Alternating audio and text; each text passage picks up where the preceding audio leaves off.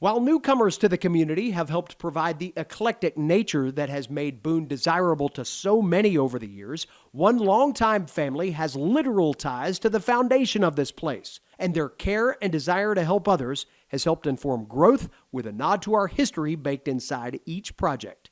The Alfred Adams Award for Economic Development is presented by Wells Fargo and fittingly goes to a company who served as one of his own contemporaries. Mr. W.C. Greene started a company in the early 30s, 1932, I'm told. One of the only contractors in Boone. My dad was a young person at that time, and during high school and college, he worked for Mr. W.C. And there's a story behind that, but he went to NC State and worked for Mr. W.C. During the summers. World War II hit, and Dad became a CB in the United States Navy during World War II and was stationed in Guam. At the end of the war, he had a little bit of time, but then came home, and even though his degree was in highway engineering or civil engineering, there weren't many major highways in Boone, and he wanted to come home and live, and so he went back to work for Mr. W.C.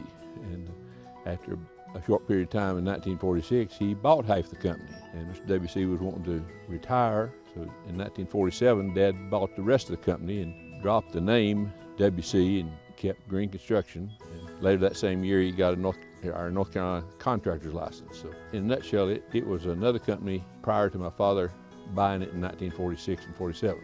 Family and caring about one another has been key to our longevity and keeping it a family-owned or family business. When I was young, I'd like to ride around my dad and just see what he was doing. In the later years after he retired and my mother passed away, he liked to ride around with me. And one of the things he'd say was, I built that, or you built this, or we've done this together. So there is a certain amount of pride that goes along with it, and care for our men that they're out and they take pride in it. So we have employees that still use their cell phones and send everybody else pictures of what went on today. So everybody's a part of what's going on. So during this construction, I was just a little guy, maybe about 5 years old. Here recently, we had sent out an invitation to a company lunch, and they found a picture of me on the dozer at 5 years old. And that's caused more conversation around the community, but it was sitting sort of over in the bottom here on the upper side of the amphitheater.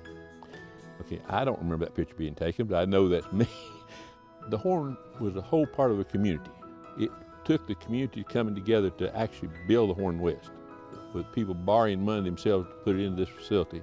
That same spirit doesn't relate to everybody in the community these days, but it does to many of us that have been around for the whole 70 years plus that it's been here.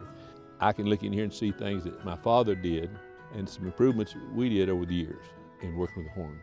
The facility shows that it was built in the 50s. It's not a new facility, but it's like anything else, it takes maintenance. And if we've been a part of helping keep it up with what little funds the horn has, we're happy. And just hope that it finds a new revelation, a new place in the next 75 years.